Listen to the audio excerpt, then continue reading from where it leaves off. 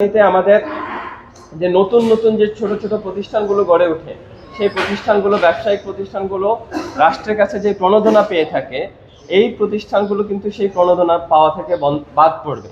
একইভাবে আমাদের যে জিডিপি আছে, সেই জিডিপি হ্রাস পাবে 1 থেকে প্রায় 2% কমে যাওয়ার এই আশঙ্কাগুলো আছে। এবং এখানকার যে আমেরিকার নানা এজেন্ট, এরই মধ্যে আমরা খবর পাচ্ছি আমেরিকার নানা এজেন্ট বাংলাদেশের মাটিতে সেট করছে। এই চুক্তি বাস্তবায়ন করার জন্য সরকারকে নানাভাবে চাপ প্রয়োগ করা হচ্ছে। সরকার একদিকে, আগের সরকার, ইন্টারিম সরকার, সে নতজানু নীতির মাধ্যমে তার যে পলিসি, রাষ্ট্রের পলিসিকে কোনোভাবে আমলে না নিয়ে একটা স্বার্থবিরোধী চুক্তি করে গেছে।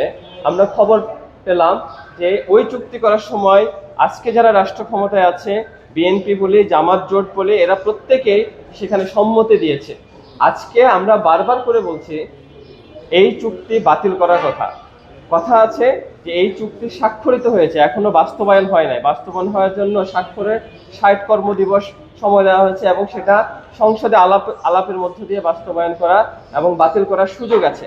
আমরা সেই জন্য দাবি জানাই, এই যে আশঙ্কা আছে, এই যে 7,000-এরও বেশি পণ্য বাংলাদেশে বিনা শুল্কে, বিনা পরীক্ষায় প্রবেশ করবে, সেটা যেন না করে, আমাদের বাংলাদেশের যে স্থানীয় বাজার, স্থানীয় শিল্প বিকাশে যেন বাধা তৈরি না করে, আমরা সংসদের কাছে সে আহ্বান জানাই অতি দ্রুত এই চুক্তি সংসদে উত্থাপন করে এটাকে বাতিল করা হোক। একইভাবে আমরা জনগণের প্রতি, ছাত্র সমাজের প্রতি, দেশের সচেতন মানুষের প্রতি সে আহ্বান জানাই, এই লড়াইটা আমাদের সম্মিলিতভাবে করতে হবে। সম্মিলিত লড়াইয়ের মধ্য দিয়ে এই ধরনের অসম চুক্তি, দেশবিরোধী চুক্তি বাতিল হবে। সবাইকে ধন্যবাদ। বন্ধুগণ, আমরা শেষ পর্যায়ে, আপনারা শুনলেন আমাদের সমন্বয় শেষ করবেন ফর্মালি। একটা ব্যাপার শুধু বলি, দেখবেন যে এটা আসলে মানে দ্বিপাক্ষিক কোনো চুক্তি হয় নাই, এবং এটার সব থেকে সাথে কিন্তু এই চুক্তির একটা আন্তঃসম্পর্ক রয়েছে।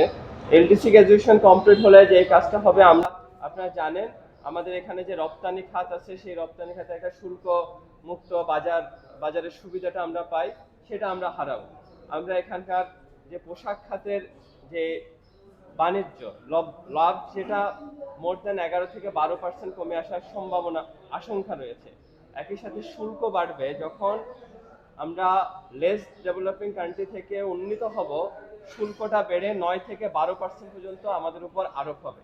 আমাদের যে ঔষধ শিল্প, সেই ঔষধ শিল্প আপনারা জানেন যে পৃথিবীর যে কোনো দেশে যখন নতুন কোনো একটা ওষুধ আবিষ্কৃত হয়, সেই ওষুধ কোনো ধরনের প্যাটেন্ট ফি ছাড়াই আমাদের কোম্পানিগুলো উৎপাদন